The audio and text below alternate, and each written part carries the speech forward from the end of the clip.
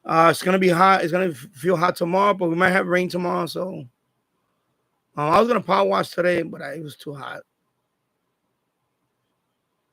I need to power wash my yard, my backyard. I have so much moss for the last few years. I need to power wash because I went out there the other day, and it was just too. Ugh.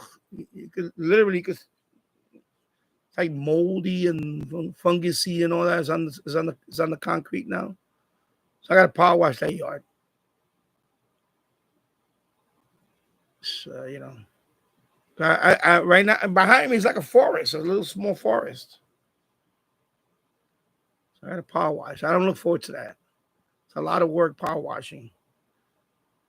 I got to wear a mask. I got to wear a mask. Because when you power wash that moss, you don't want to breathe in that crap. Ugh. Ugh. Yuck.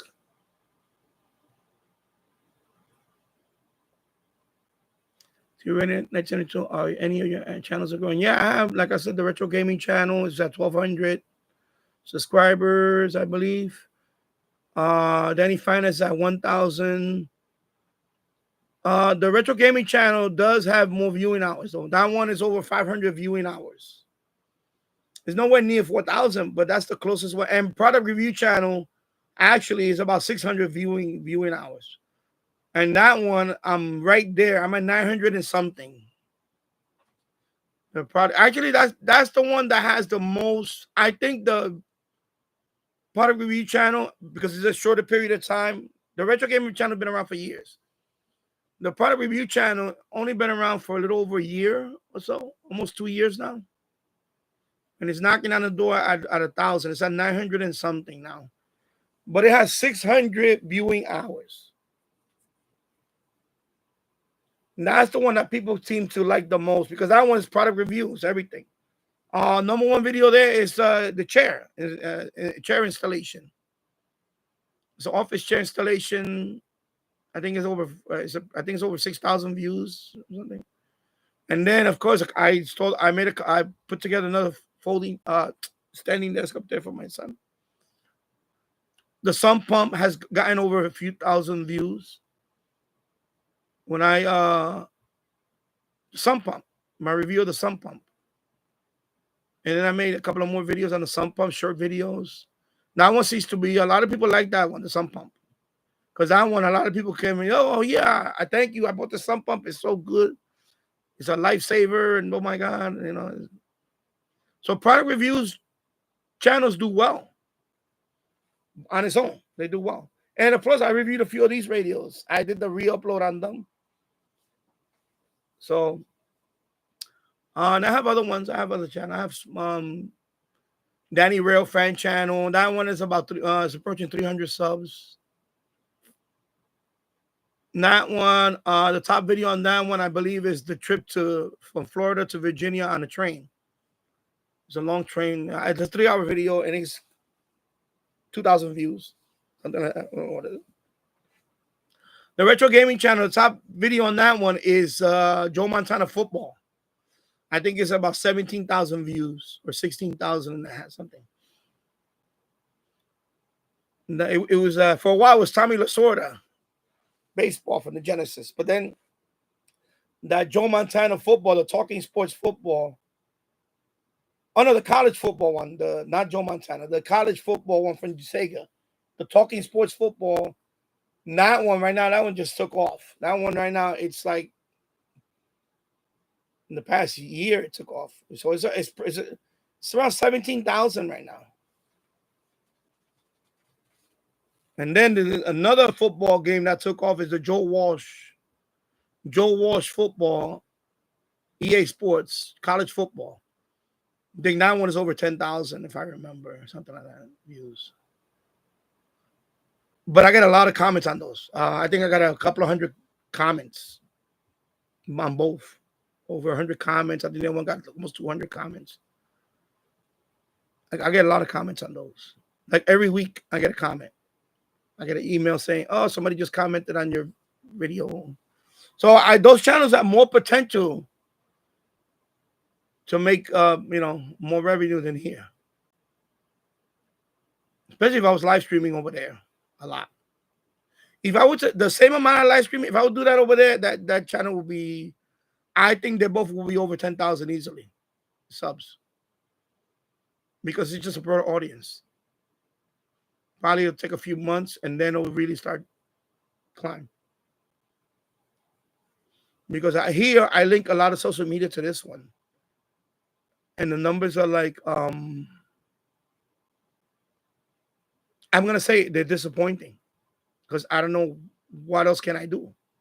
I'm trying to figure out how can I get this channel to the next level.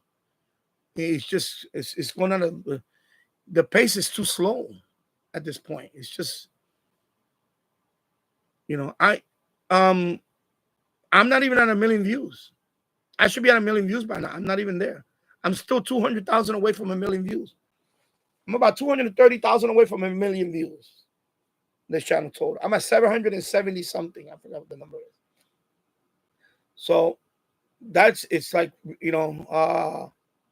that means another year, maybe in a year or so, I will hit the 1 million mark at the rate I'm going right now. If it doesn't take off a little, we're talking about 8 years now. This channel is 8 years old.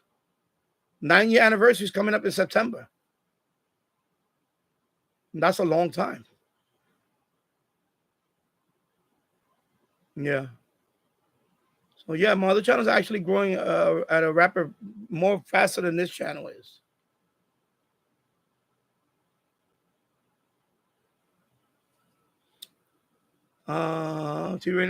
Ads about radio are few and far between. Yeah, exactly. That's another thing.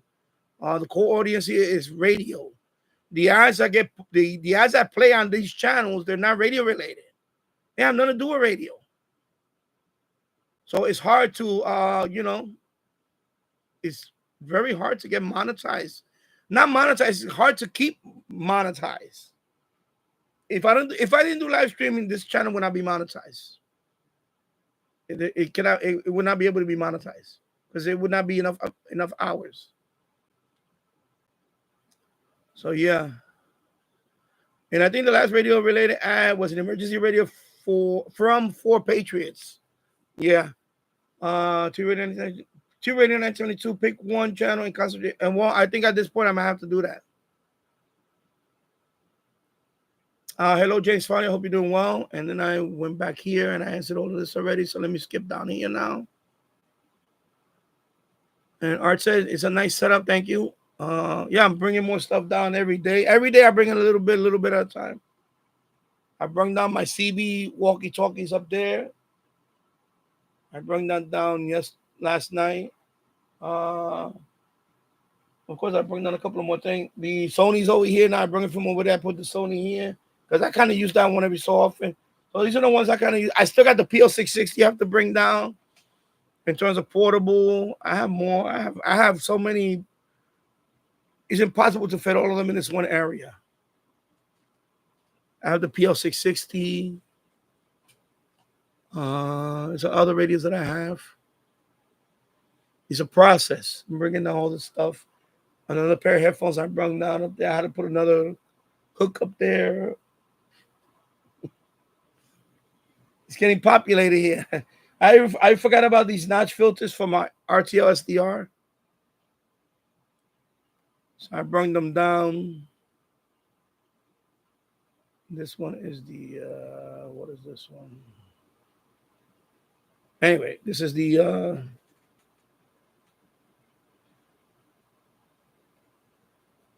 this is the AM one. AM broadcast band filter.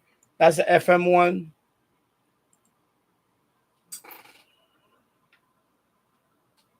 I brought those down. I gotta bring down. It's in the process of bringing all this stuff. The disc on, I'm gonna disconnect it. I'm gonna run the wire through. I don't know how I'm gonna do that. It's just a lot of stuff to bring down. RT08 Chicago area is terrible. Still have lines from the 1950 when ComEd. Tech says yes. Line needs to be replaced by ComEd. You have ComEd out there? Consolidated Well, Con Ed stands for Consolidated Edison. Con Edison. So that's what we have. Con Edison. That's our power provider here in the New York City area. It's Con Ed. That's New York City. I don't know what they have right over the Hudson, but over here is Con Ed. Long Island they have something called Lilco. I don't know what they are now. Actually, they're not local. There's something else. I forgot what it's called now. Then Connecticut, they have something else. I don't know what the company's called in Connecticut. But over here, that's what we have. Con Edison. Con Ed. Consolidated Edison. So. Hello, Keegan DX, sir. Good afternoon. Northwest Arkansas, 92 degrees Fahrenheit and partly cloudy. Good to see you, my friend. T-rating attention to the last major blackout I had was during Superstorm Sandy in 2012. Yes, that was a big one. My home lost power for approximately a week. Yeah, wow. Yeah, so Sandy. Over here, nothing happened here in Yonkers, Sandy, nothing. No power outage, no nothing here in Westchester County. At that time, I was still living in the Bronx. Nothing over there either. The only thing that happened Superstorm Sandy in New York City was, of course, unfortunately, Queens, Staten Island. They got hit pretty hard, Staten Island, and Lower Manhattan. The southern tip of Manhattan, there was some flooding. But that's it. But Staten Island and Queens, Far Rockaway, Queens, near the water. I believe also Brooklyn, like Coney Island, I think they had some damage. Red Hook, Coney Island, Brooklyn, I think by the shore, basically. I know Far Rockaway, I think they had some flooding and all that. And Staten Island got hit hard. Staten Island got hit the hardest out of all the boroughs. New York City, Staten Island. Because, of course, Staten Island is right near the water, and it's surrounded by water. It's an island. In New Jersey here, Staten Island is right there. So, so I know they got hit pretty hard, Staten Island. I believe there's still even some rebuilding going on today. 13 years later, there's still some areas. I was looking at Coney Island the other day, the live stream, and I know they fixed everything up. It looks brand new now, Coney Island. Everything is the boardwalk, everything is rebuilt. So yeah, wow, a week. Keegan Diaz, I remember hearing about Hurricane Sandy in October 2012, the Late Show with David Letterman on CBS, but no audience temporarily. Oh wow, I don't know, was that bad? No audience. RTs in my area, people have been putting in natural gas generator. I wish my Asus laptop had USB-C for power, not power brick. Okay.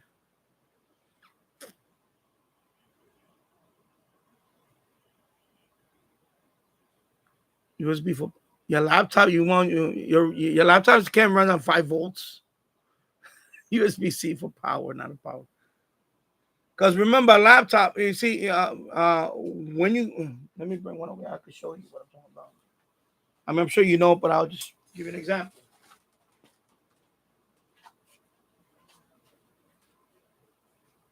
I'll just pick one random one over here. I'll drop in everything. Let me see this one. Okay, I'm gonna reach over here without knocking everything over.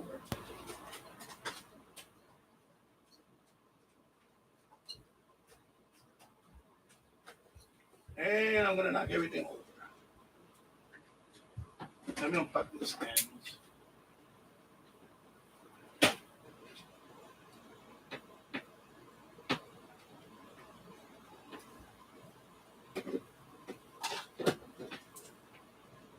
It's a tangled mess here. Oh my God, this thing is all tangled up here. Are you kidding me?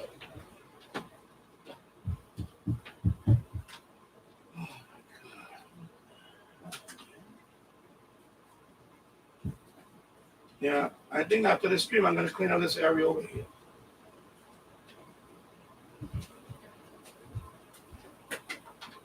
Okay, I got that part out.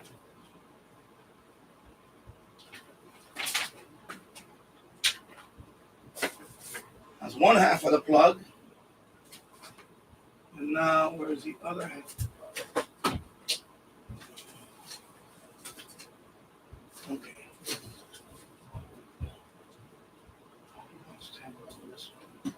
All right.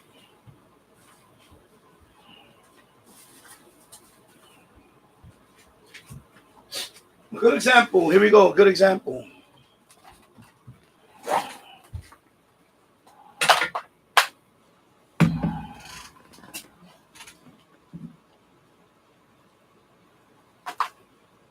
See, when you're going to host a server, you got to factor in the electricity. For something like that, you don't need a lot of power. As long as the computer can run Windows 10 or whatever, that's fine.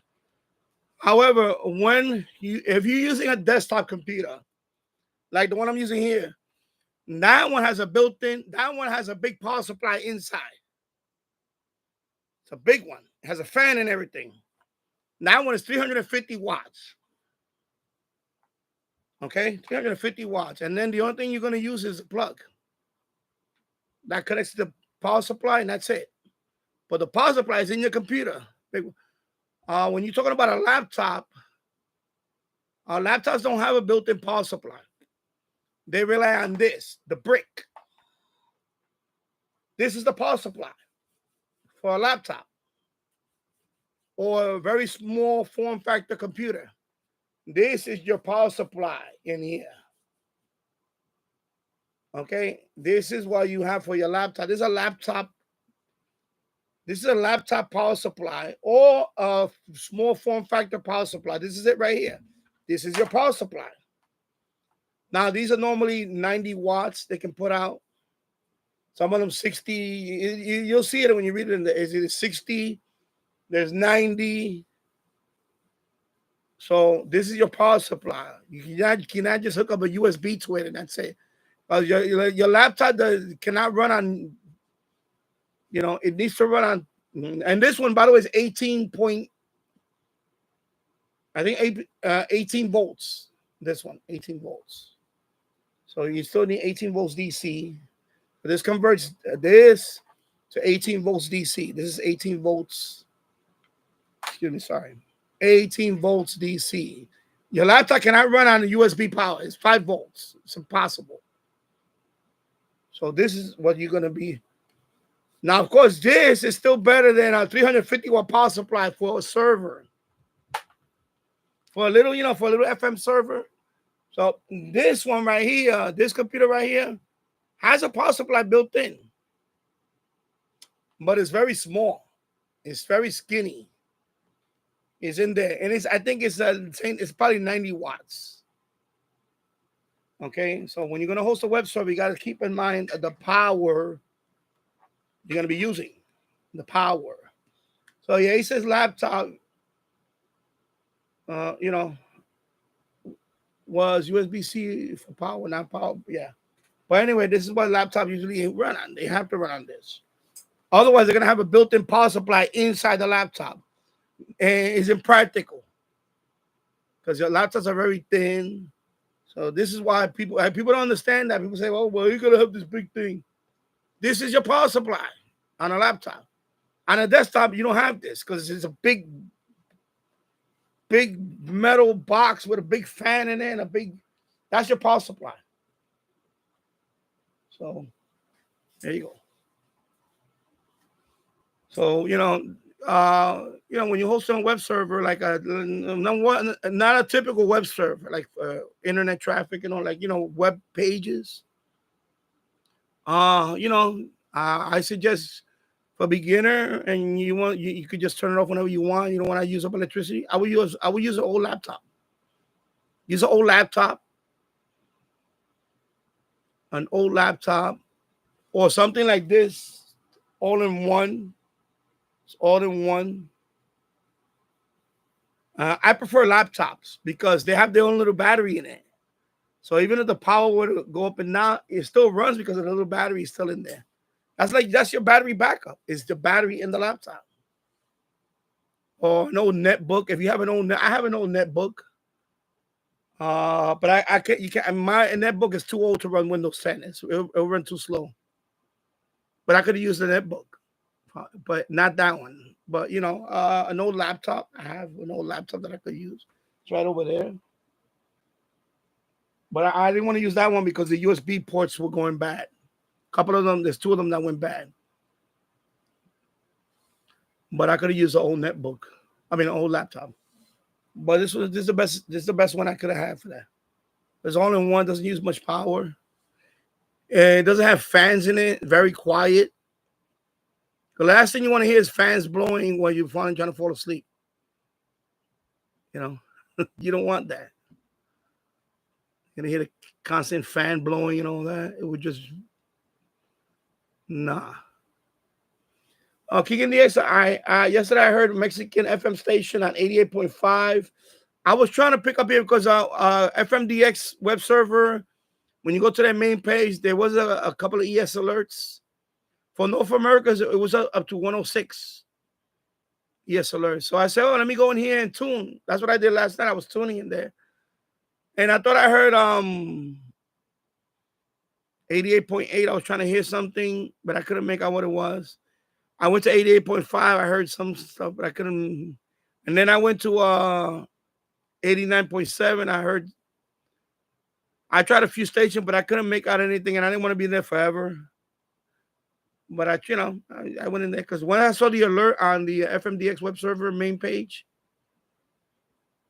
I was like, let me check, let me see what's going on. So that's what I was doing. Yeah.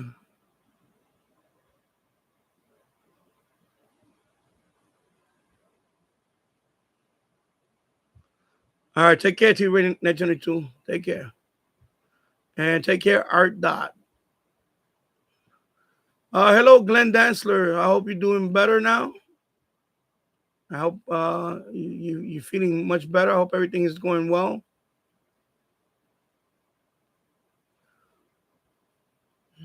I heard Mexican station 88.5 XHRRF Merida, Yucatan with RDS. RIA FM at 1547. 1094. Pretty cool. On the Eton Elite Field Radio. Following a brief e-skip to Mexico, I had trouble within Arkansas, Missouri, Kansas between last night and overnight early this morning. Cool. Yeah, that was I know I saw ES alert on all the way up to 106 megahertz. So I tried listening to a little bit. So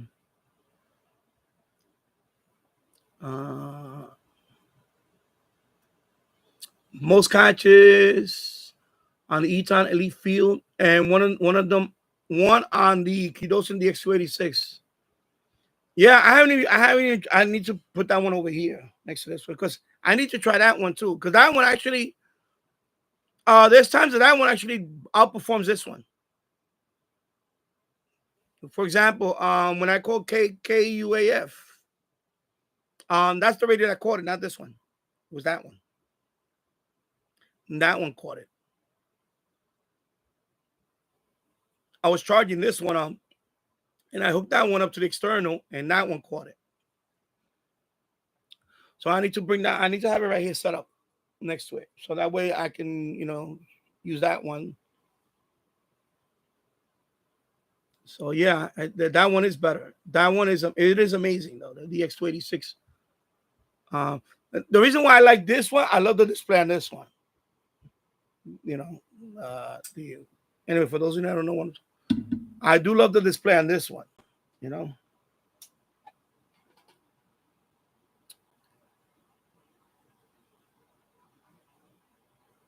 know they both have the same chip,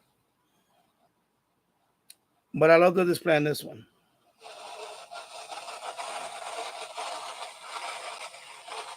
You know.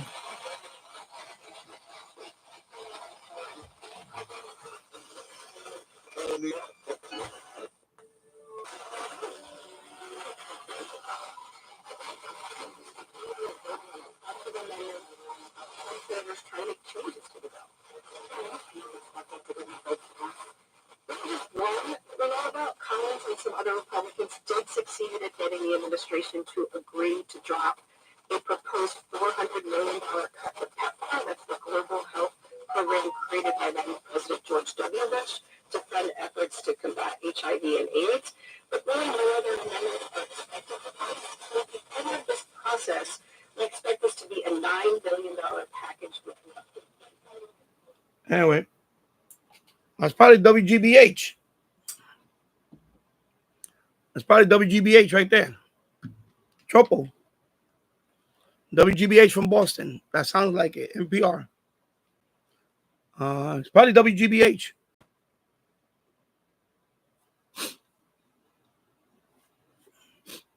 And I do like the FM DX Webserver because when I would listen to that there, I had the live map. And it would put the live map. And I like that feature. I really like that feature.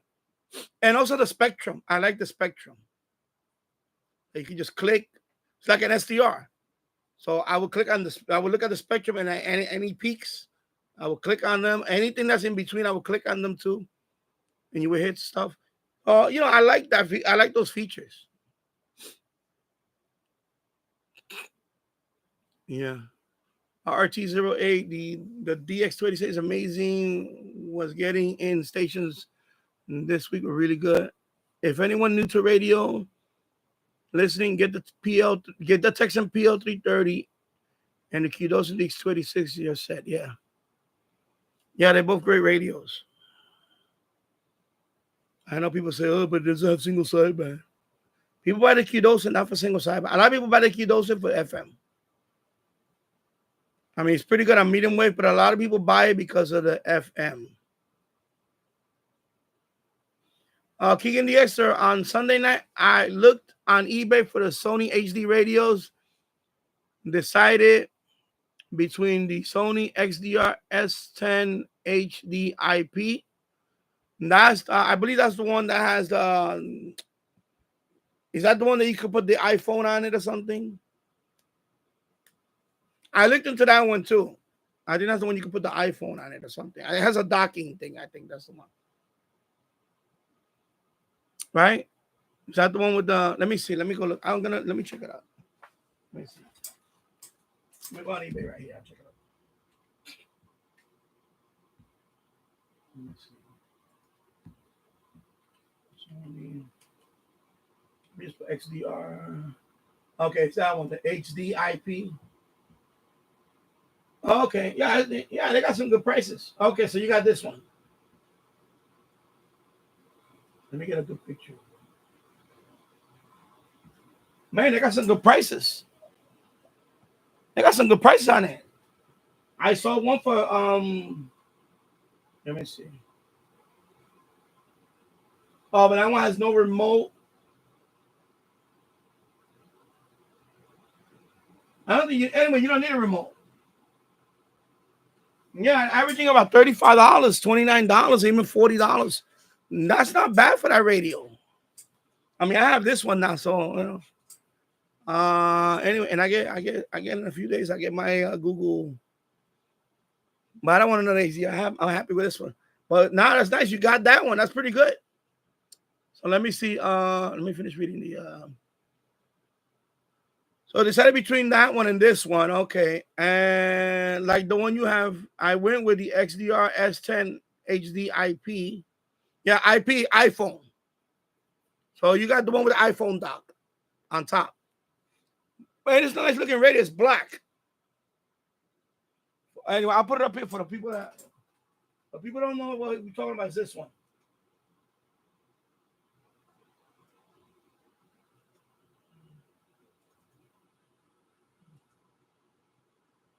That's the one that Keegan got.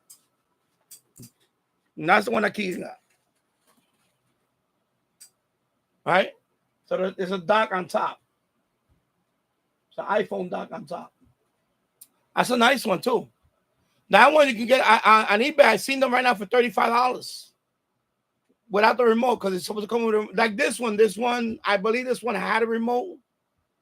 There's a remote with, I don't know, but I don't have a remote for that. I don't, other buttons on top. Same thing with that one. All the buttons are there. You don't need a remote.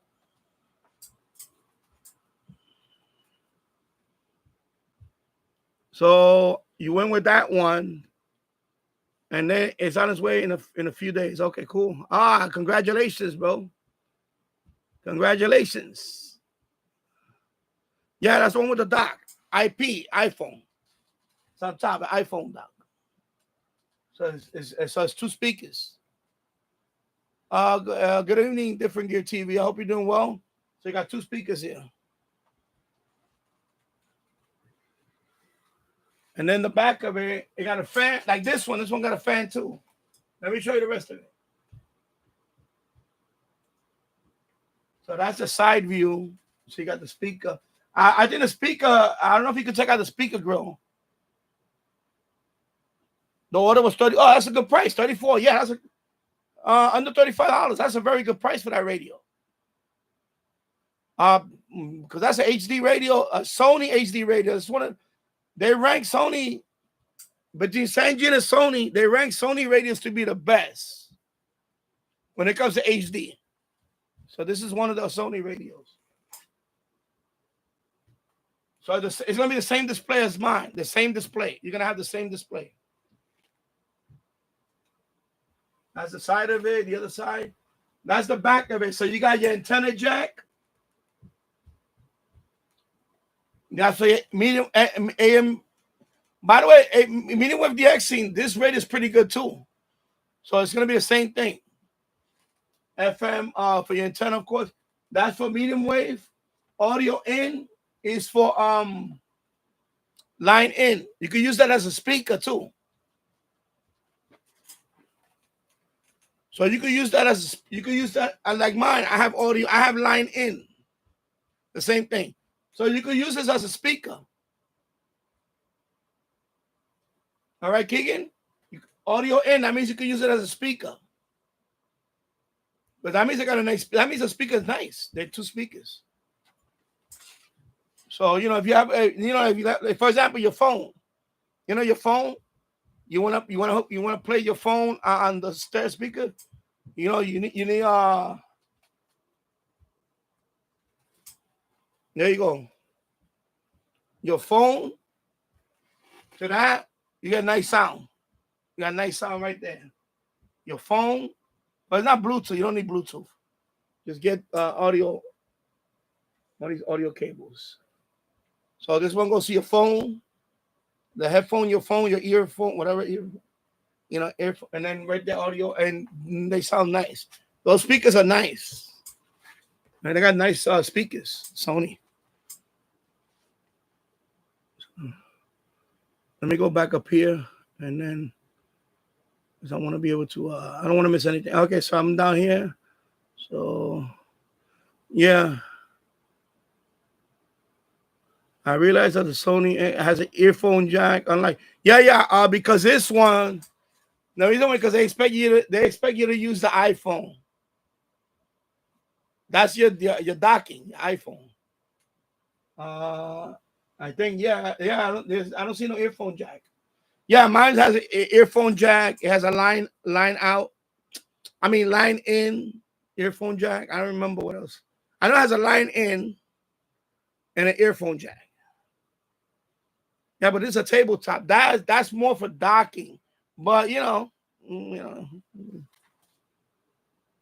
because they want you to use the iPhone. Remember, they made that for the iPhone to put on top. And of course, I still have an old iPod Touch. I have a Sony docking one right there. I could bring it up, but it's not an HD radio. It's just speakers, and you put the It's right over there. I'm looking for an iPhone. You hook it up, and I believe that one has FM only inside, the FM tuner. Maybe I'll bring it over in a couple of minutes. Right over there. I'm looking at it right now. Yeah, so that's good. So you're gonna let see the rest of it. So you got a fan. Let's look at the rest of it first. That's the bottom of it. That's the bottom, of course. And then, so you got the buttons up there. You got the volume right there. All the buttons are up there. Surround. You got a surround button. So I got a surround button up there. I see the volume button up there. It looks like the power button up there. Anyway, this one's showing you, I guess, the power button is on this side. Excuse me, it's on this side. That's the power button right there. They have an iPod play button there. So I guess it has the controls for the iPhone when you put it on there. Or iPod. Whatever. iPod. Touch. Let me see. Now, that's a whole view of the top. Okay, so you got... Okay. So you got everything up here. You got your power button, your iPod play button, radio band button is right here. You don't need a remote. And then audio in is right here. So when you plug in anything audio in, you press that, you can hear what the device plugged in. Then you got your preset, you got your menu. So you need a menu when you want to control the screen brightness and all that. So it's like mine. You got everything. You don't need a remote. You don't need a remote. You got everything. You got the menu, the tune buttons right here, the tune. You got the surround or enter for the menu. Then you got the volume and you got a tag. So I guess the tag is for the RDS. You could choose. There's different, like mine. There's different display RDS. There's two types. 2 or 3 types. I think it's 2. I know it's at least 2. RDS type, different display. Like one shows the station bigger and the other one shows more text. So you got everything right there. And then this, of course, the dock for your iPhone or iPod, the iPod Touch. Put in there. Oh, so that's it. You good. There you go. That's what Keegan got. He's going to get that in a few days. Of course, at the display, it's the same one as this one. The same display. Look at it. See? Let me the same display. See? Same display. So it's going to be the same. It's the same. It's the same radio except a different case. That's it. It's the same radio. The same. It's basically the same radio. The same chip. The XDR or the Sony XDR chip, whatever. They're the same radio. And that's a good price, man. He got a very good price on it. That's pretty good. You got a good deal. Jay's phone, I've been trying to pick up the International Space Station SSTV passes. I got a couple already. Okay. Nice. And T Radio 922 is gone. Take care. Yeah, this is going to be my last live stream for a while. I'm going to take a break. Next week, we're going to Niagara Falls, most likely. Not finalized yet. Of course, the FM DX Webserver, I took it down because of some idiot. I already talked about that in the beginning of the live stream. I'm not going to rehash it anymore. I'm done with it. Plus, I'm going to take the radio with me anyway. Radio's coming with me to Niagara Falls. I'll do FM band scans up there. I've done FM band scans before in Niagara Falls. So I'll do an HD. This time I'm going to do an HD band scan in Niagara Falls. I haven't done an HD band scan. I've done an FM band scan. And medium wave, I haven't done one. So I'm going to do a medium wave band scan in Niagara Falls. FM HD band scan. And I'll do a weather band scan. Because I tuned one station, but I'm going to do a weather band scan. I'm not going to take my SDR. I'm just going to take my radios. I'm not taking SDR. Last time I took SDR, but this time I don't want to take. I want to just take radios. That's it. So I'm definitely going to do an HD band scan. And I'm going to take the Insignia with me. And, of course, the RDS band scan with the TF6686. I definitely want to take that one. So I'm probably going to take the Qdosin, the TF6686, the Insignia, only because that was the only HD radio that I can take that's portable for FM HD. And then, of course, the SH Data D608 for the weather band. I'm taking that one with me. And that's it. I'll take those.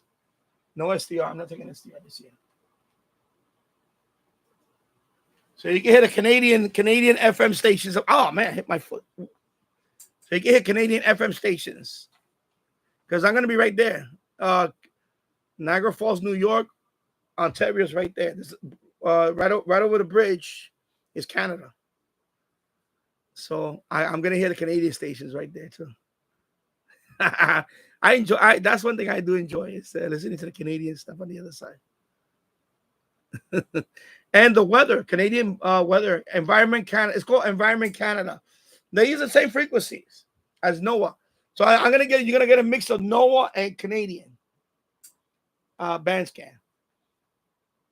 Whichever one it picks up closest.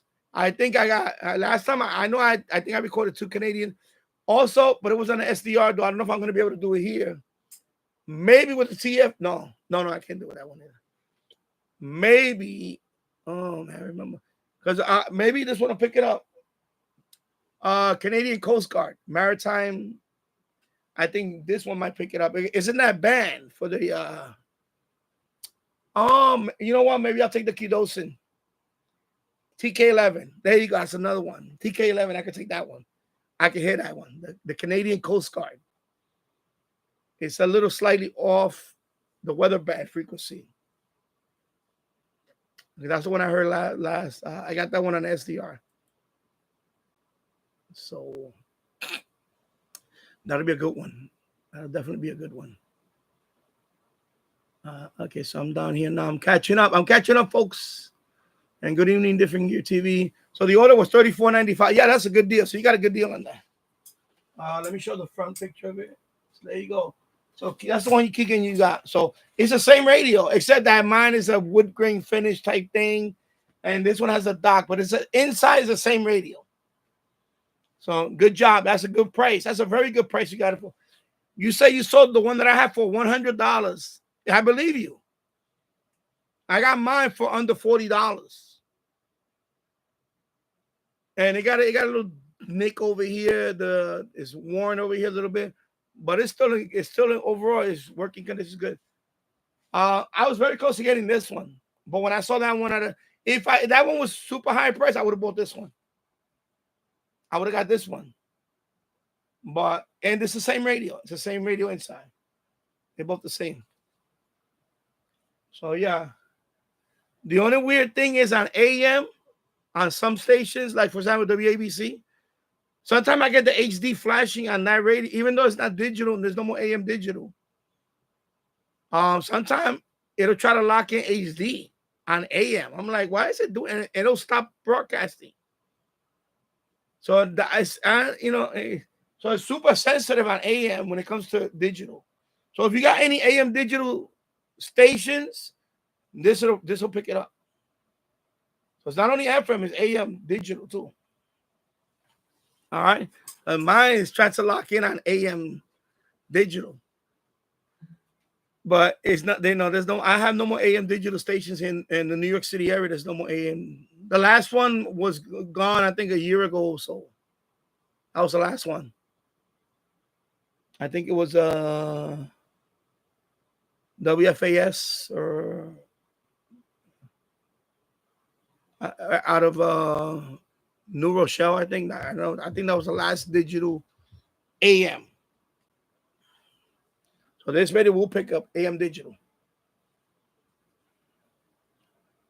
Different Gear TV. Do you think the Sanjian ATS 909X2 is a good radio? There's one on sale.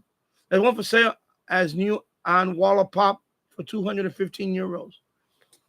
I don't own any of them. Not even the original 909. I don't have. Now, according to another channel, he says that it's kind of deaf on shortwave with the telescopic whip. He said that it works very well with the MLA30. With an external antenna, it works very well. But with the telescopic whip, I heard is not the best. So at €215, I don't know. I think I will pass on that. I think you're better off just getting a Texan H501, maybe something like that, a bigger Texan. Or if you want to spend a few more bucks, I would just get the S2200X, because I believe that one you can get it for about that's 215 euros. That's what American. That's how much. That's not cheap. I mean, it has the only reason why I like the Sanjian ones, I love the display. They have nice big display. But I heard the radio is not that great when it comes to the performance on shortwave.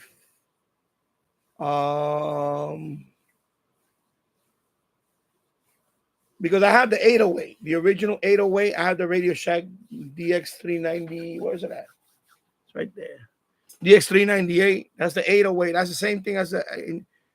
But I don't know. Some people say that the shortwave is not that great. It's a like average. That it works better with an external. So it depends on what you're gonna do with it. If you're gonna have it inside and you have an external antenna, you want to always have it an external, then it might work for you. But that's what I heard not only from him, I heard it from a couple of other people.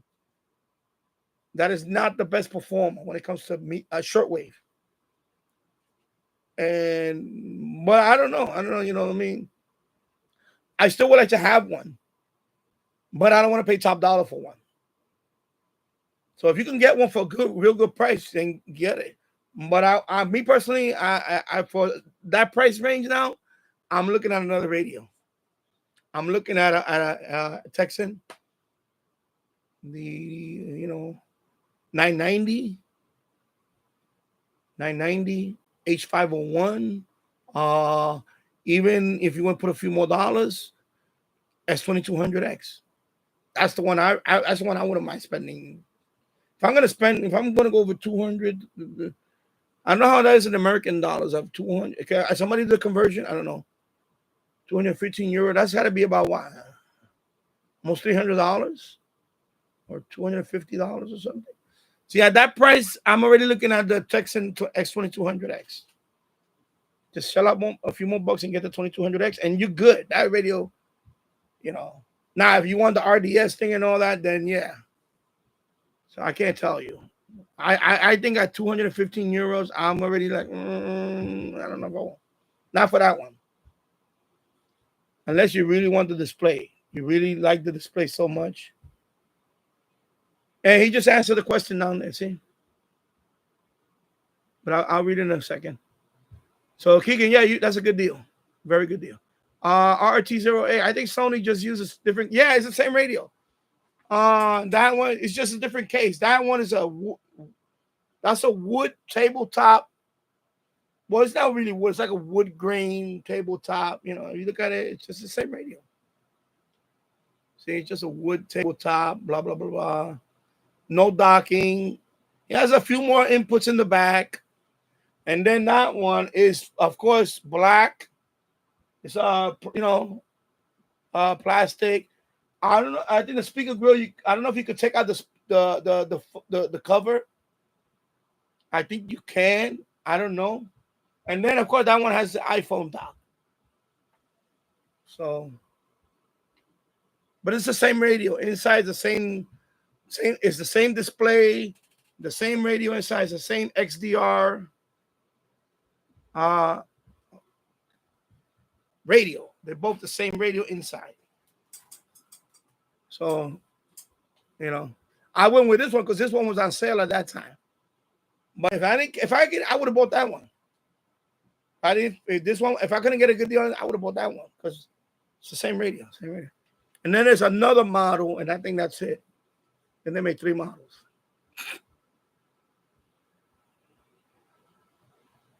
Yeah, so I think Sony just used different. Yeah, it's the same. It's the same electronics inside. Absolutely. Elmer time, the 909X2 is a good receiver. However, some say exactly. It is insensitive and requires outdoor antenna for better receive. There you go. He just answered the question. He just reiterated what I said. Yeah, a lot of people complain that it's not sensitive enough and you need an outdoor antenna. Otherwise, that's what I'm saying. So if you plan to use it, you don't mind using it with an external antenna, then for me, 215 euros, that's if you do the conversion. Let me see, somebody put the conversion already. Yeah, the conversion, I don't know how much that is in your mom, might as well check it. Let me check it right here. So 215.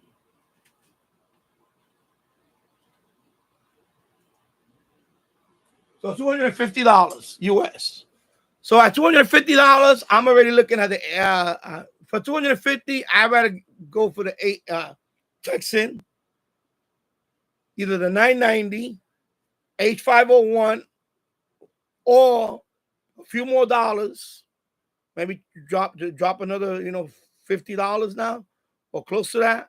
If you look around, Texan S2200X, about $300. I seen it at Alinco for like $300, not even under $300. Alinco, or Ananco, I said Alinco. Ananco, I think I seen it for 200 and this is before the tariff, whatever. But I seen as low as 275. S2200, I seen it as that low. So, yeah.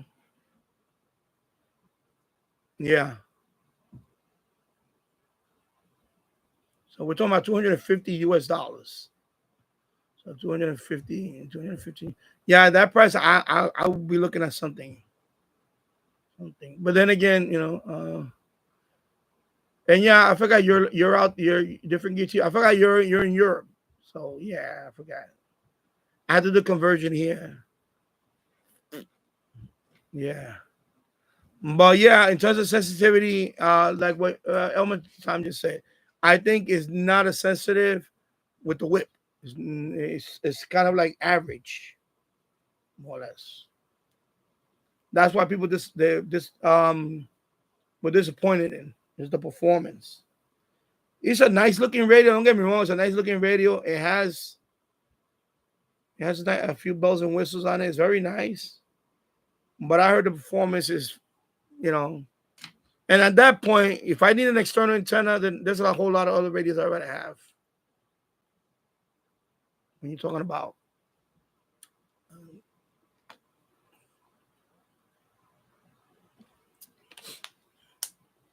now, if I could get that radio for less money, I would. I would still, because it's a nice looking radio. I love the display on it.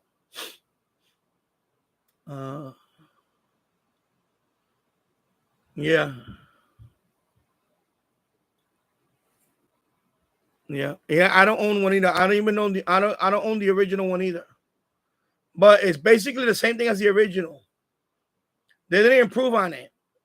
It looks nicer, but the same thing with the original. They didn't improve on the performance. The 909, the original 909 and the X2, the X2 did not improve in performance. And that was the big knock on it. Like, people were excited about it because they thought that there was going to be an improved version of the 909. And it's just the same nonsense. The only thing they improved on it is the look. That's it.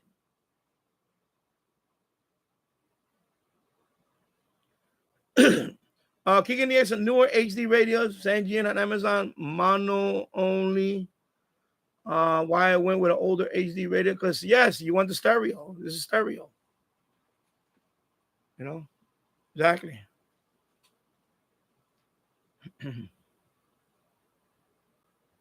One time, yeah, I don't own a 909 X2 to give it a definite yes and no. Okay. Yeah, I don't own one either. I don't even own the original one, but that's what it was from two other YouTubers that owned that radio that made it very clear, and they both know radio very well. I trust their opinion, and they both said that radio underperforms. It was not an improvement over the original one. So if they said it, I believe them. So, because I was excited about that radio. And if I shopped around, I probably would have got a good price on it. But when I heard that, I said, "Oh, forget it." So I said, "I'm not gonna bother." Now, if I get one on a good deal, on eBay or something, it's not gonna stop me from getting one. But I want to get a good deal on it. I don't want to pay full retail price for it. That I wouldn't do. Yeah.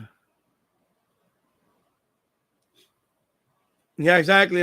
What he suggested. At that price, I'm looking at the $990.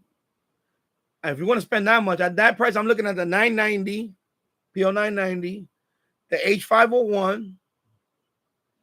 Or if you want to add a little more money, get the Texan S2200X and you good. You golden.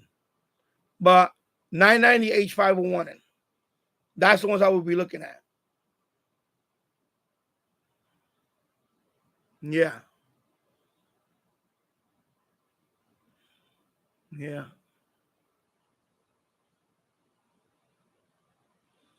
Time owns the PO330, the PO880, the H501X. Yeah, so there you go. He could tell you about the H501X. I don't have that radio. I wish I had that radio. Like I said, if I get a good deal on it, I'll get it. H501, I heard that's a very great radio. The 990 is another great radio, I heard.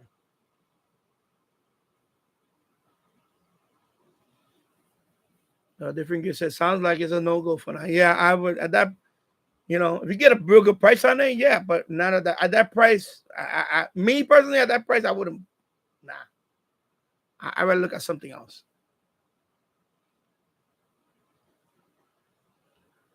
Let's see what we have. Hello, Tasso. Good evening, my friend. I hope you're doing well. Of course, I'm going to be going on vacation after this week. This is my last live stream for a while. I'm going to take also a summer break. I'm going to take a summer break now. I was going to do it about a week ago, but FM DX Webserver had me busy. But now Webserver is offline now due to an idiot. It's not coming back anytime soon. Sorry about that, people, but people can't behave. And plus, like I said, I'm going away, and I'm not going to leave the sound while I'm gone. I'm taking the radio with me anyway. So, radio's coming with me anyway. Hello, Jim's Radio Check. I hope you're doing well. You're trying to stay cool out there? I think it's an ankle. Okay, okay, so it went up. So the price really went up. I saw so it went up. Yeah, so forget about that one. An uncle says he says $372 on that uncle. Yeah, that's. So I will look at the H501 or the 990, $250 if you can get it. Of course, everything went up because of what happened with the tariff stuff. Even the radio that I wanted, the DP66. I remember is before I could have got it for about $60. It skyrocketed to $100. So it is what it is. Oh well.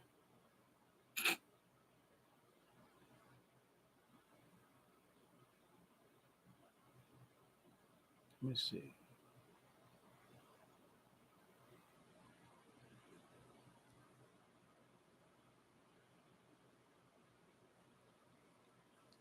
Yeah, exactly. I have a whole bunch of shortwave radios anyway, so that's not something. The only way I will get that radio if I can get a real good, gotta be a cheap price. I would not pay retail price for that radio. Well, all the stuff I heard about it, no. And I trust their judgment. It's not like just anybody. I mean, they know their radio. I gotta blow my whole up.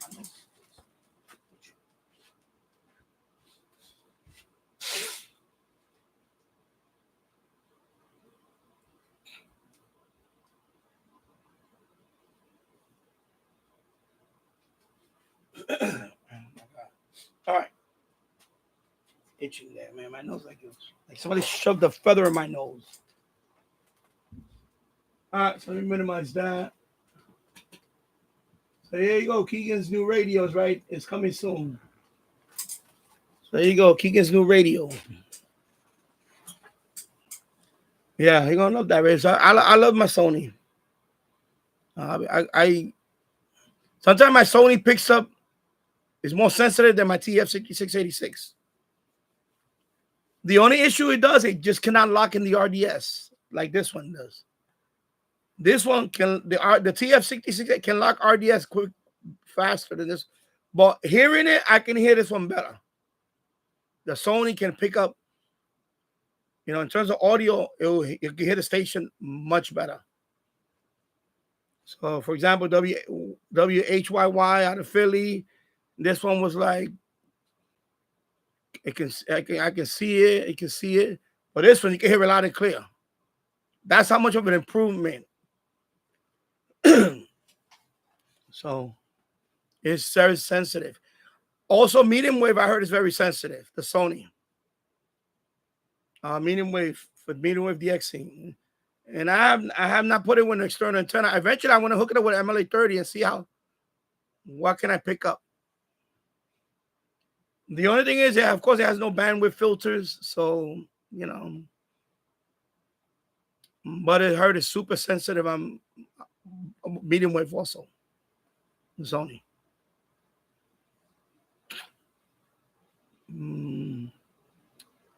Yeah.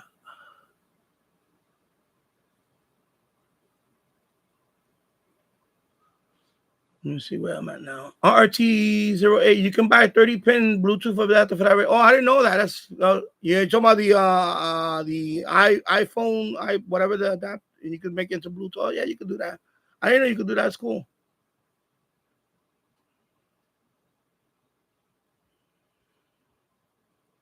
Yeah, so Jim's Radio Check says Ananko has over 372. Yeah.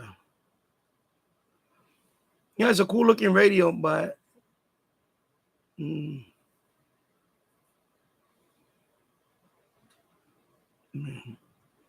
skipped a little.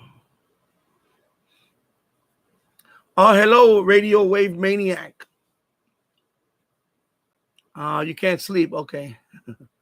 Yeah, it's late. It's late where you are. Okay, you're in Europe. Yeah. Okay.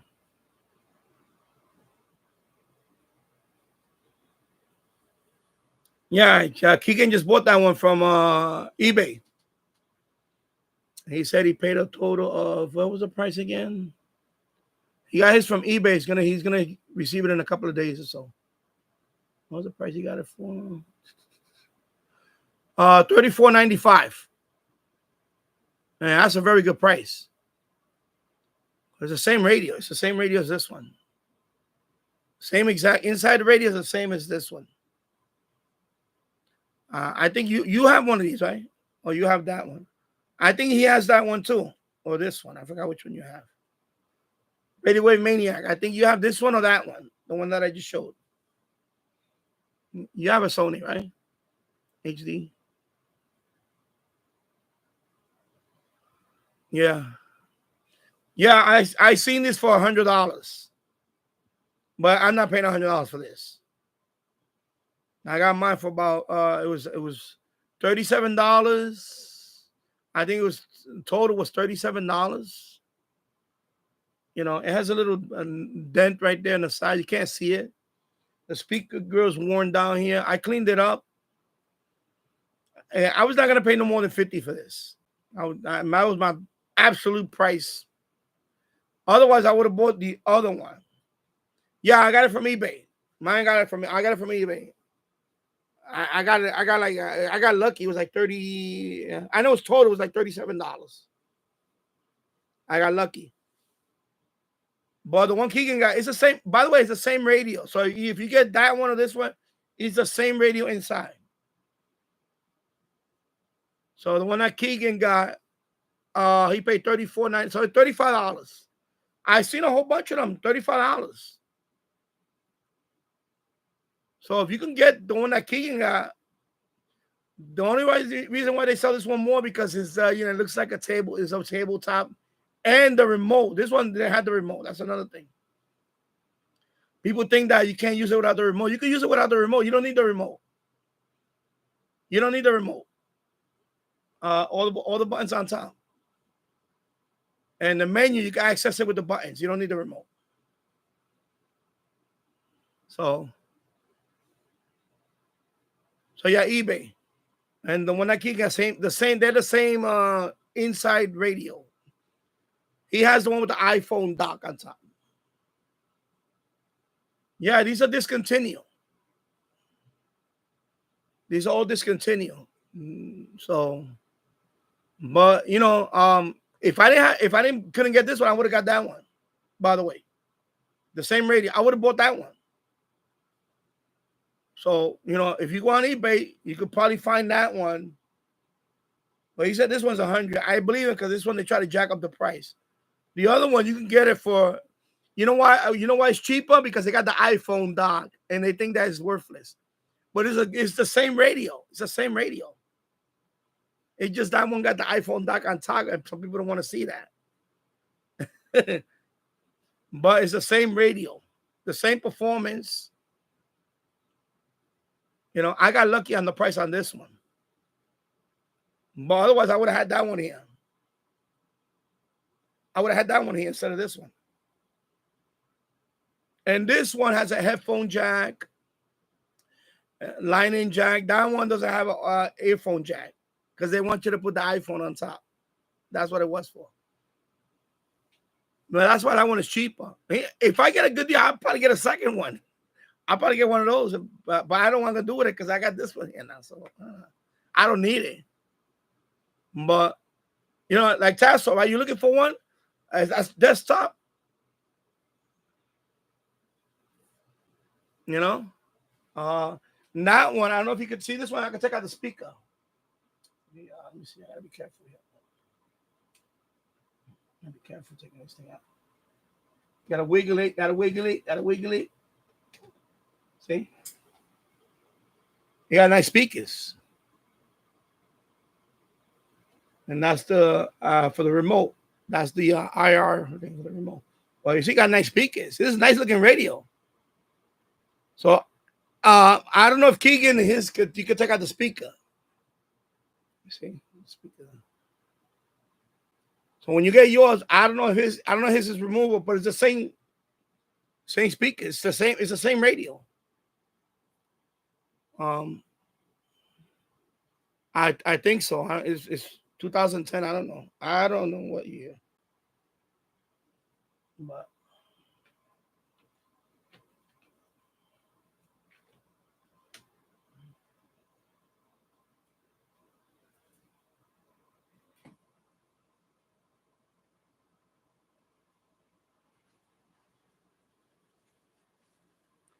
yeah, I guess I got lucky on that one. I got a real good deal on that one.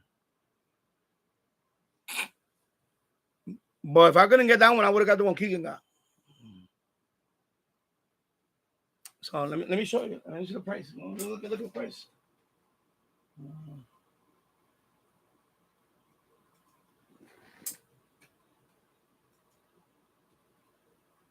See, that one is $35. Right now, he's selling that one for $35.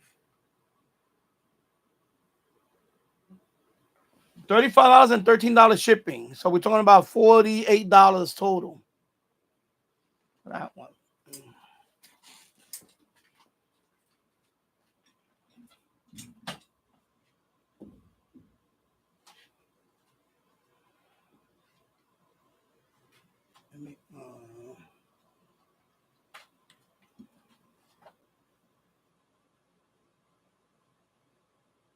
So that one he's selling it for $48. No remote. So $35 with the 13 shipping. And that's pretty good. That's the same radio I have here. That's the same radio. Except that one is with the dock. And then they have some. I've seen some as low as $29.90. Let me see.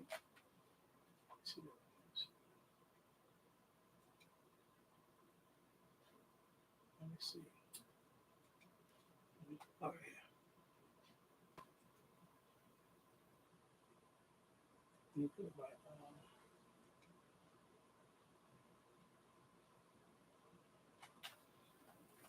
So this one he's selling it for $26.99.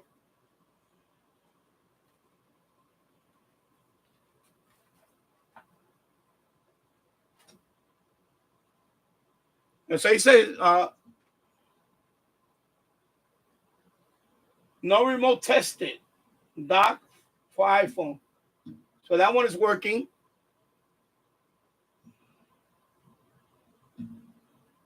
$29.99.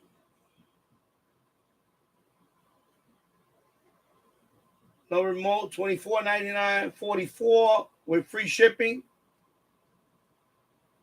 $35 and so there.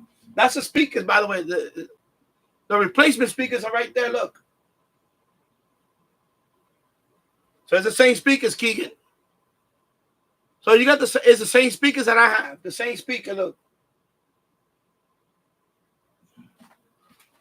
Yeah. So.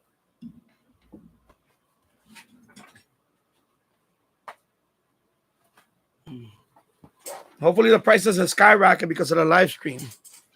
But they're good prices. $35 to $40 range. That's a good price. That's this one. I had my limit was $50, and I think even at $50 is a good price. The performance on this radio for even $50, that would be a good price for those radios. And I'm not saying, I'm hoping they don't raise it, but the reason why that one is cheaper than this one because of the dock. Some people think that degrades the value of the dock, and that's why. That's the only reason why.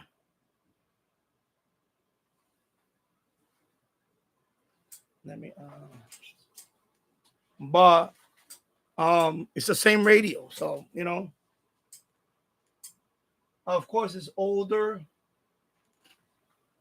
So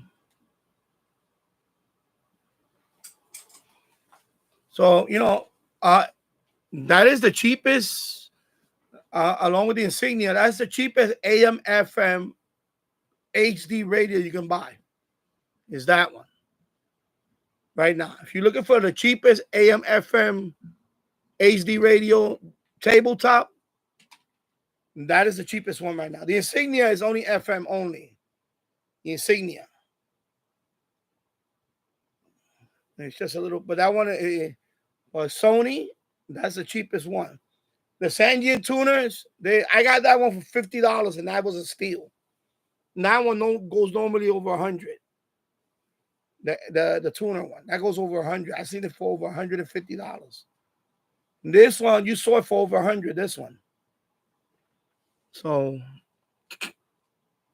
you got a good deal, and that radio is going to be good. There's time that radio is going to outperform this one. And that radio is going to outperform this one. You look at the display. Turn it on. It just takes a couple of seconds to boot. This bill lets corporate megastores pick how your credit card is processed, allowing them to use untested payment networks that jeopardize your data security and rewards. Tell Congress to guard your card, because Americans lose when politicians choose. Learn more at guardyourcard.com. Guardyourcard.com. Paid for by the electronic. It's loud. I didn't even have it all the way. All the way is 60. And then FM. Let me see.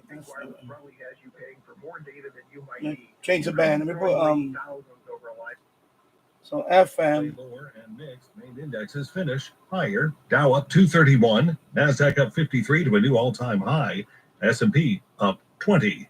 Bloomberg 20 watch at 26 and 50 sits past every hour. A Manager O'Day for 1010 wins on 92.3 FM. And now this message: discriminated against at work? Call the law firm of Kleinman Ginsburg at 877-8-JOB-LAW. Attention taxpayers. If you or your business owe the IRS back taxes or have years of unfiled tax returns, the IRS has greenlighted billions of dollars in tax relief to those facing financial hardship through its tax relief initiatives. If you have a delinquent tax problem and possibly facing wage garnish. All right, so it's the same radio, same display, everything, Keegan. The same radio, same display, everything. So I'm saying that's a good price for all you people. If anybody looking for this radio, it's the same. Oh, you sent an offer for one. Okay, good. Yeah, it's the same radio. I will just, get good prices, man. $35, $30-ish dollars, under $40. That's still a good price for this radio. And not the wood one, but the one with the docking. But it's the same radio. It's a great HD radio. And this one, of course, I have this antenna, the AM antenna on it right now. I only have this one for AM. Of course, the FM antenna is hooked up here to the FM, to the radio, the one in the roof. I love this radio. I will not sell this radio. This radio is not for sale here. I will not sell this radio. HD radio. I listen to this radio every day. This is my everyday. When I stay here, I listen to this one. This is my everyday radio when I'm working here. That one. And then when I'm FM DXing, I'll have that one tuned first, and then I'll try to see if I can pick it up here. Yeah, I try to get the, especially if it's an HD. Especially if it's like WGBH. I got for example, WGBH, I got it here with the RDS. Up here, I couldn't get it with the RDS. But I heard it. I could hear it. But I wanted to get it with the HD. Because WGBH is, I believe, HD also. I believe it's HD. WGBH. I think they have 3 sub-channels, WGBH. But I couldn't get the HD lock here. That would have been nice. HD lock all the way from Boston. But it's a good, and medium wave too is a very sensitive radio on medium wave. So a very good radio overall. So you sent an offer. Okay, cool. Good luck. I hope you get. They'll probably accept your offer because they. By the way, those sell faster than these. So these you're not gonna see too many of them because people asking for this one.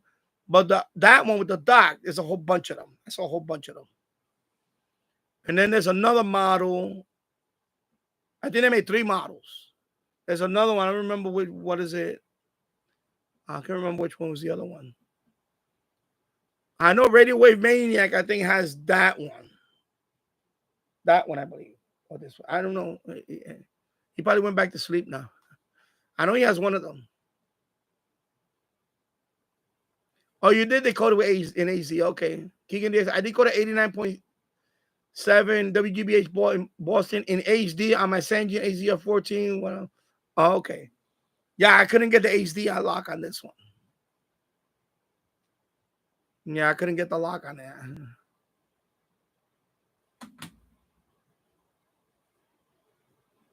Yeah, I think it was 2007, maybe 2008. I don't know. Yeah. One more time. The PL330, a decent external full range speaker or an outdoor antenna equals perfect. Okay, cool. Keegan, Amazon didn't have any Sony HD radios. Yeah, because they discontinued. They don't sell discontinued radios on Amazon. So you're only gonna find them on eBay. Most likely, that's it. Because I always check Amazon too, but Amazon, when it comes to older radios, best things to do is go on eBay. Because Amazon too, sometimes the prices is crazy. Like this radio on Amazon, the TF6686 is like $100. I've seen $125. Look around. I got mine when I bought this one. I got it. I think it was over a year. It was last year. I got it for about $50. Might have been $57 total for this one a year ago. Now, they went up. They went up, but you can still look around. You might find one for $75 maybe. Maybe. But I wouldn't want to. I want to pay $125 for that. No, I would just keep looking and plus when all this stuff settles down with the tariff stuff and all that, hopefully sooner than later, and then we'll see prices go back down. Because that's another thing that too, because now they added that to the cost, or it's the same cost with the ridiculous shipping. I seen that too. I seen this radio, same price, $50-$60, but the shipping is like ridiculous. Ridiculous amount of shipping. It was like $50 shipping. I guess and if you don't look at that, you're like, oh my God, I'm about to click on it. I seen someone had $200 shipping on a particular radio. It was ridiculous. I'm like, what the hell? $200 shipping. The same price or cheaper, but with $200 shipping on AliExpress. And I don't know about Banggood. I never had Banggood. I don't have a Banggood account, so I don't know. A lot of people seem to give. I know that guy Fret in the Shed. He's doing a lot of reviews now. I think he buys a lot from there. He's always mentioning that website, Banggood. Because I saw his review the other day of that radio, the Deep Elect DP666. He made a review of that radio. I believe it was a few days ago. I saw that video.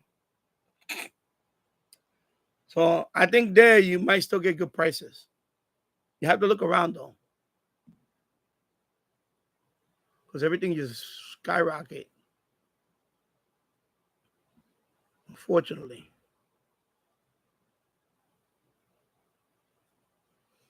Yeah, it's also a sleek looking radio. Yeah, it's a nice radio. The one that Keegan is getting is very nice.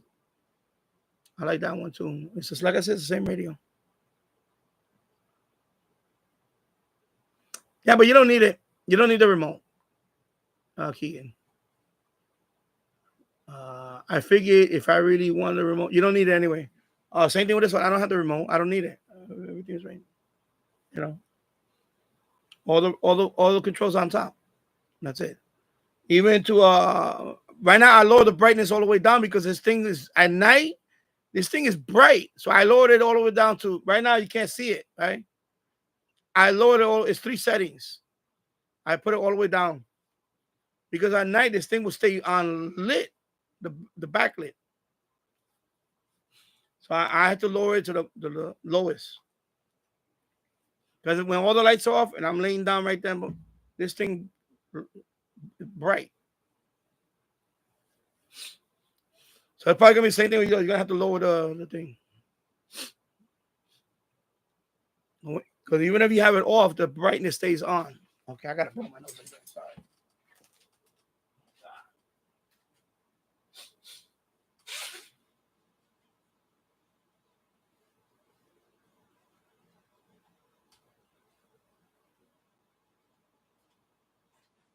How about let me get my other bottle of water.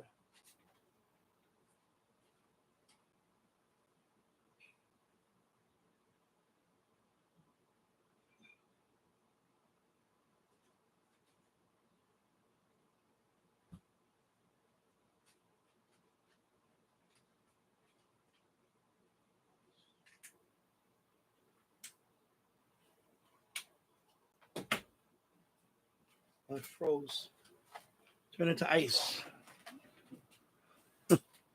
Let me take this water, pour it in here, and hopefully that'll help melt some of the ice. Because I don't want to go upstairs right now. Okay, ice.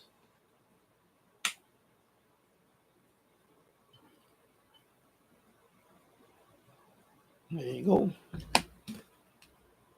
And this is going to go to the recycle bin. And this one, let it sit there for a few minutes.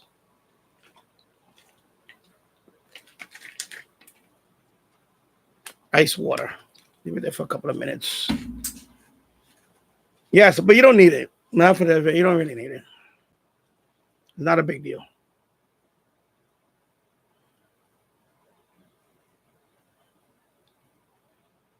All right, take care, Tassel. Yeah, I'm gonna sign off soon. And then I'm gonna take a nice long break for the rest of the summer. I probably won't be on till live streaming. I probably won't be on till Labor Day. I'm gonna take a nice break from streaming. I will appear in another channel. I may stream here and there, but I'm gonna take a break here. Because I want to take a break.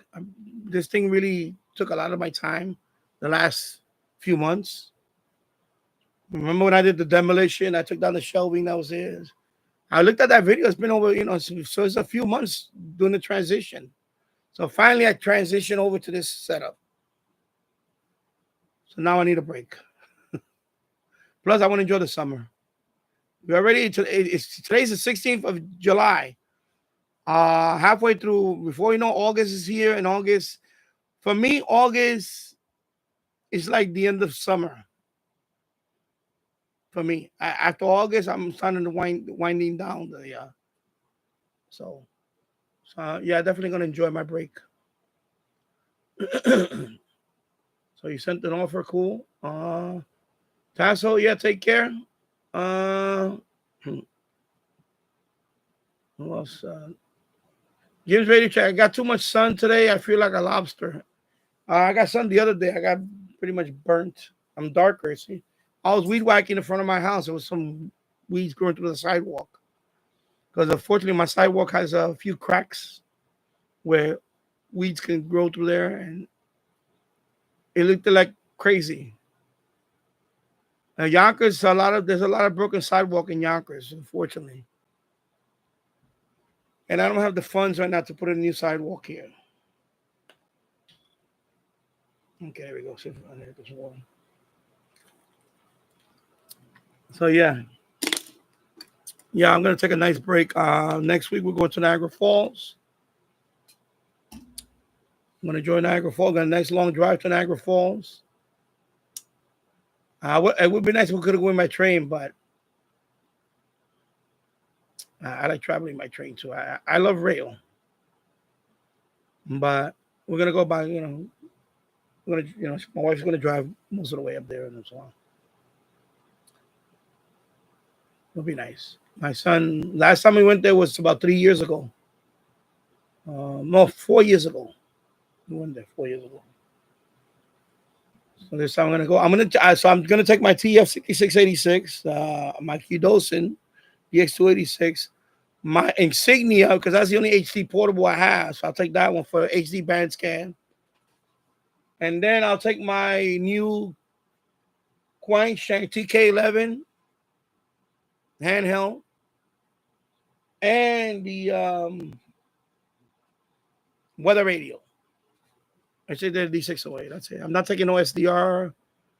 I just want to go out there with portable radios. Not taking any loop antennas. I'm just gonna do it with whatever antenna is on it.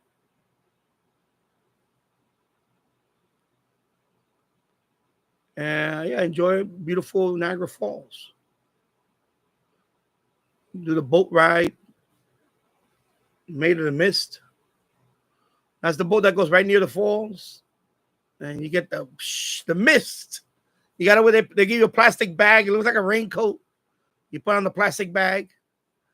It's beautiful. If you've never been to Niagara Falls, you got to go there once in your life. It's beautiful. And then they have other stuff. Of course, now last time they didn't have it, but now they have what they call that? The zip line. I ain't doing that zip line, so I don't do that zip line anyway. But they have zip line too. They have a zip line. The other thing that we did, well, not my son. I've been there. This is gonna be my I believe my 6th time being there. Yeah, my 6th time is gonna be being there. Of course, we got married there. My wife, we got married there 12 years ago. There's also a boat ride. It's called a Whirlpool. It's a high-speed boat. because there's an area where the current is pretty rapid, almost like the Colorado rapid type thing. So there's a boat ride that we could do there too. We did that years ago before our son was born. But maybe this time around we'll do it with, maybe if our son is up to it. Of course, I have a casino. So at night I'll go to the casino, maybe play some penny slots for a couple of hours. I just play the little nickel slots. Whatever. I don't bet much, just a little bit. And I get lucky. Maybe I win a couple of $100 or something. Woo, I go to the casino. I like the casino. And then, of course, on the Canadian side, they have a lot of other stuff. But unfortunately for me, I cannot go to the Canadian side. Last time I tried to go to the Canadian side, I got kicked. They sent me back over because I had a arrest. Even though it was a dismissed case, Canada is very strict with immigration. They're very strict.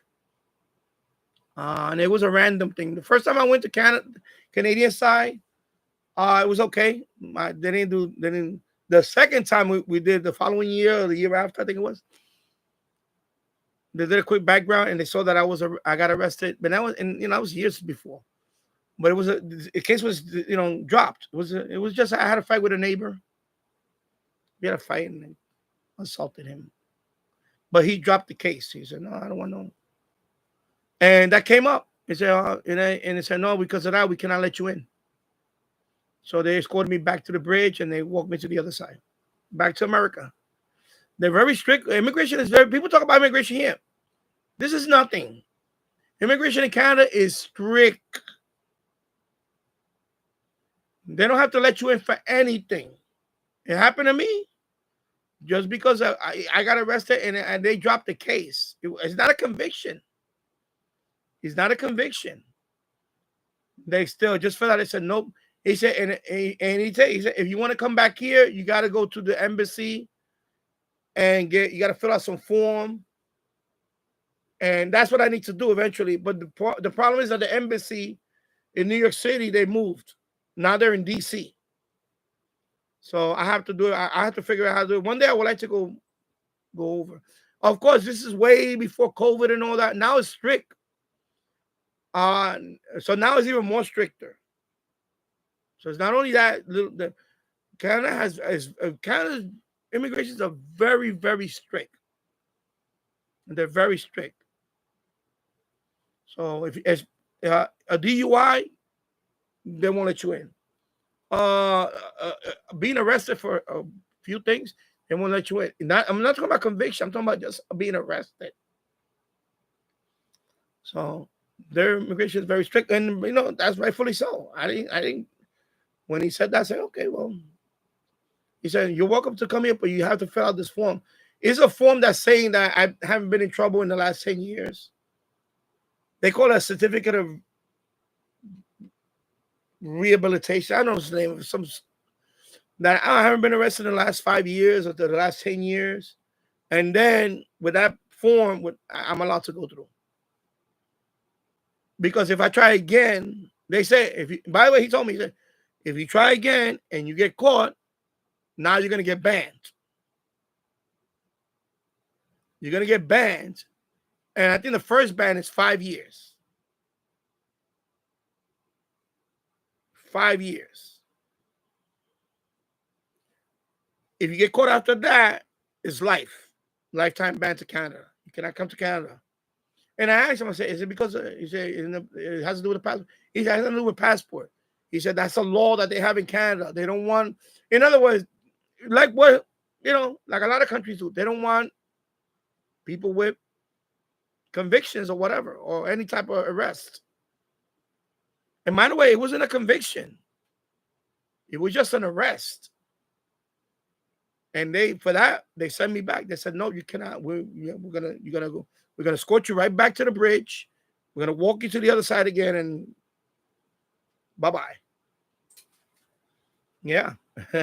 So the second time I couldn't make it. They said nope. And don't try again. So I'm not trying again this time. I'm not. Now my wife wants to go in, walk across the bridge with my son. They can go, but I won't go because I don't want to get banned. At some point, I'll do the paperwork one day, and then that'll be it. I'll be fine because I haven't, I've been okay. I haven't gotten. Listen, last time I got arrested was over 30 years ago. It's been over 30 years since I got. It was that case, the same case. I had a fight with a neighbor, and 30 years ago, that's the last time I was arrested. And the case, he dropped the case. It was a neighbor. It was a guy across the street. And he dropped the case. He said, no, I don't want to prosecute. Because, when I got arrested, I was, going through the system. And then I got released. I didn't even get to see the judge or nothing. No arraignment for assault. I was only there for like 3 hours. And then they came and released me. And he said, no, he doesn't want to press charges. So you can go. So he didn't press charges. But that thing came up on the computer in Canada. Okay, that's a good show you that. When you think nothing's gonna come up, something will come up at the wrong time. And it happened to me. Yeah. Keegan says, Red Lobster, LOL. That happened to me. It happened to my knees when I was outside with my DX 286 on occasion. Yeah. You guys got toasted. Little sunburn or whatever. Well, hopefully not a sunburn. Thank you, Jim. I have an vacation. Thank you for that. And Keegan says 73. No, I'm going to stay for a few more minutes. I don't want to leave yet. I guess I'm trying to stay out. I don't want to go. No. RRT08, the company I work for, Canada, was optional. They said that you need to let us know about anything. Yeah, because that's what happened when he it's called the Rainbow Bridge.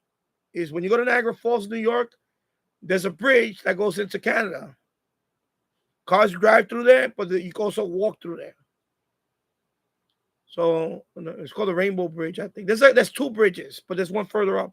But the one by Niagara Falls, I think that's the Rainbow Bridge, if I remember. That's the name of it. So me and my wife, we walk through. Go through the turnstile, you walk through. When you get to the other side, you have to have your documents. So in my case, I don't have a passport. I just give my ID card. And that's sufficient. So sometimes they just say, okay, welcome to. They ask you what you were here for. Oh, we're just here to shop a few hours. Okay. Welcome to Canada. That's it. The second time, they took the ID and they say, you guys go sit over there. Yeah, there's a waiting area. You go sit over there. So this time they ran the ID. And then that's when we waited for about maybe 10, 15 minutes. Then he approached me and he said, Danny, you come with me. And then we went to another room, and like an interrogation. No, he just went to another room. And then he asked me first, said, there's anything you want to tell me?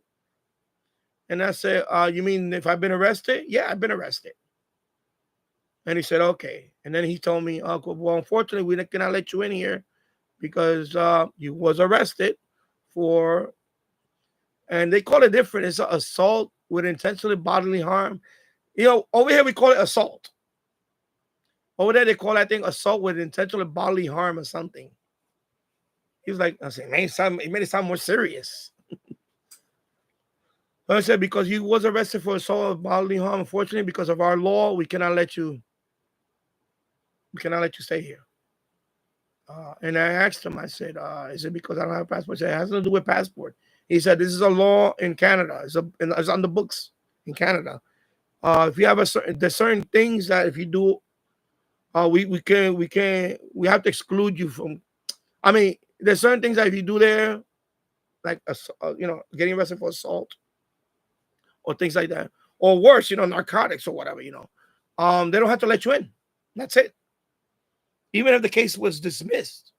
Because I said, I just got arrested, but the case was dismissed.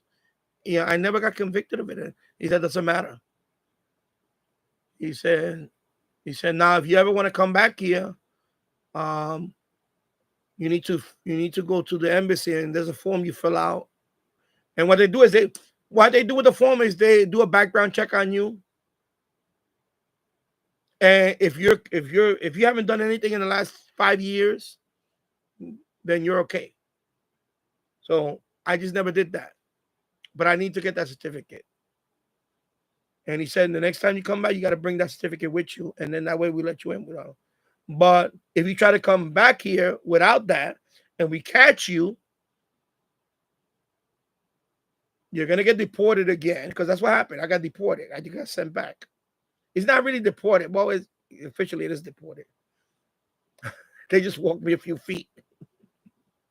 They didn't put me on a plane with handcuffs. They just turned me back around and said, okay, you're going to walk back to the bridge. I'm going to escort you to the other gate, to the American side. And I'll explain to them, yeah, okay. Yes, he's going back. That's it. That's all. That's it. So, yeah. So they're very strict. Very strict.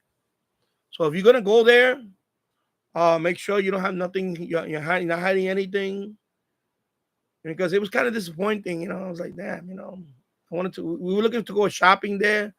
Of course, the first time I went there, we did do a lot. Because there's a tower there, it looks like the Space Needle. Looks like the CN Tower. It's tall structures, about 800 feet high. It's called the Skyline Tower. I've been there. It was the first time I went, like I said, they just let us go through. So I got to do all that anyway. But so this time I have to do the paperwork. I'll just have to do it. But I think it's in DC now. They don't have the embassy in New York City no more. I think I checked. Now everything has to go through DC. And of course, you got to pay a fee. So what they do is they just do a background check, FBI background check or something. And then they check to see if you done anything. No, okay. They stamp it. Okay. He's good. So, yeah, the first time he told me, if you try to come here, we're going to ban you for 5 years. And we might give you a fine or something. I think they arrest you when they give you a fine. The second time, you're going to get a lifetime ban. Of course, I don't want that. I don't want to get, So, Now, I've never been to Mexico. That other border I've never been to. So, I don't know how. I heard Mexico is more lenient. But definitely Canada is very strict. They are very strict with immigration when it comes to if you've been arrested or you have conviction. Yeah, they might not let you. They might not let you in. That happened to me. It happened to me with a simple arrest. So that's why everything has consequences, and that's what happens. Right? That's what I tell people. Everything has consequences. Even something that I did 30 plus years ago, everything has consequences. Certain jobs, even if you don't get convicted, there's certain jobs that they can exclude you just because you was arrested for example, security guard.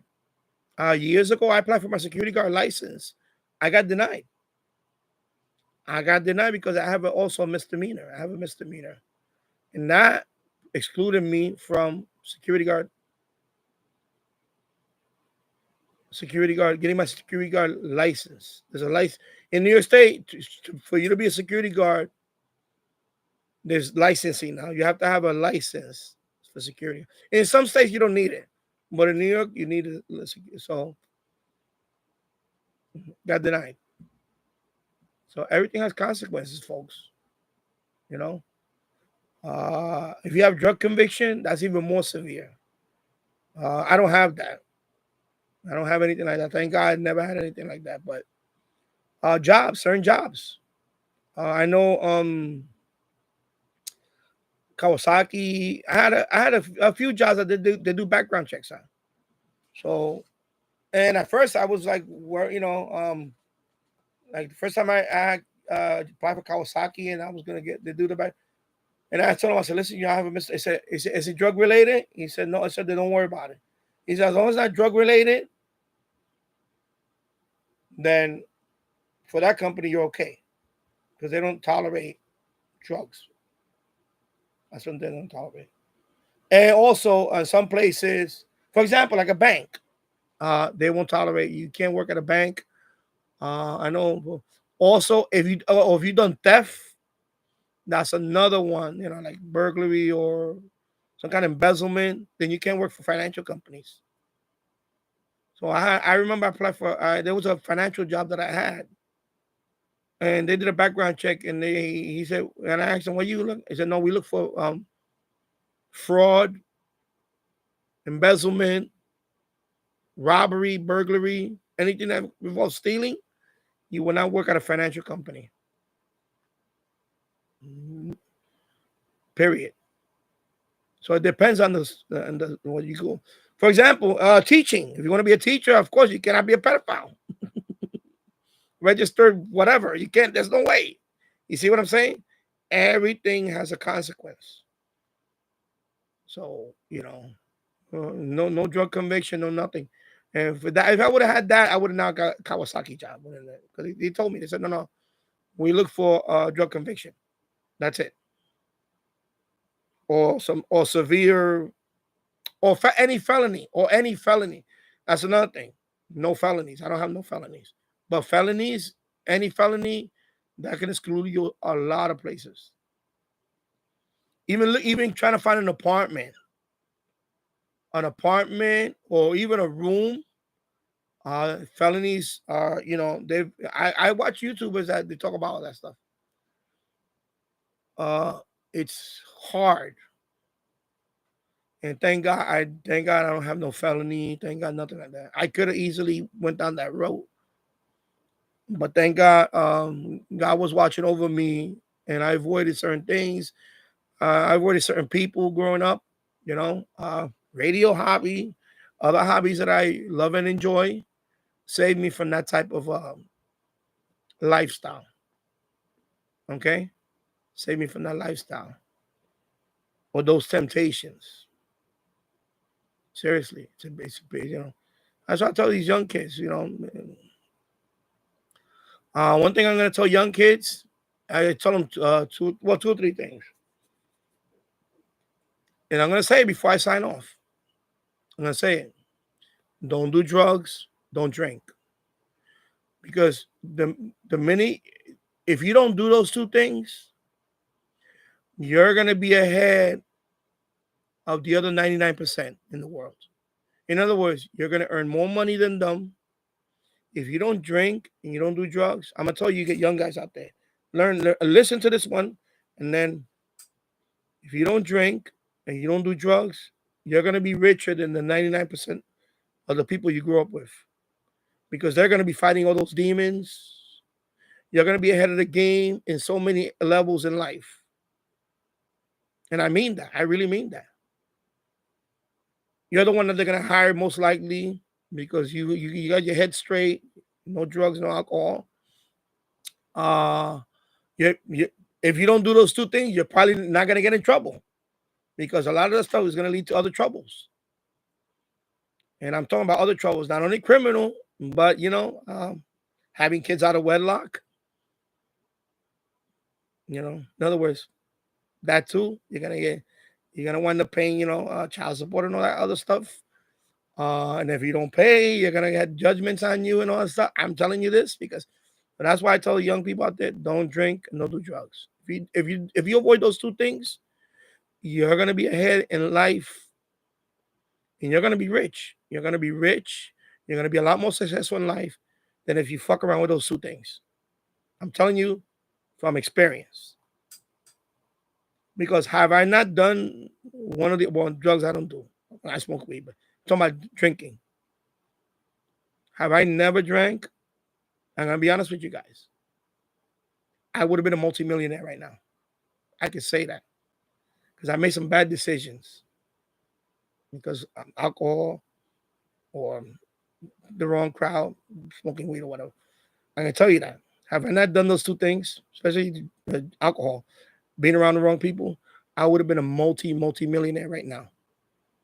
I would have been very well off. I could say that with confidence. So all you young people out there, don't drink, don't do drugs, and you're gonna be fine. Everything else is gonna work out for you. You're gonna make so much money, you're not gonna know what the hell to do with all of it.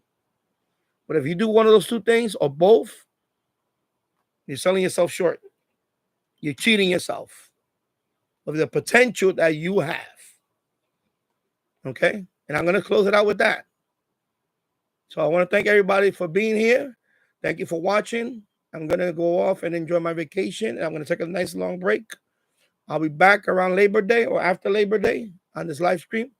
I may pop in other channels here and there because the other channels, they deserve some attention. And thank you, everybody, for watching. I'll see you on the next one. Take care, everybody. Have a great summer. Have a great summer, everybody. Take care. Bye-bye.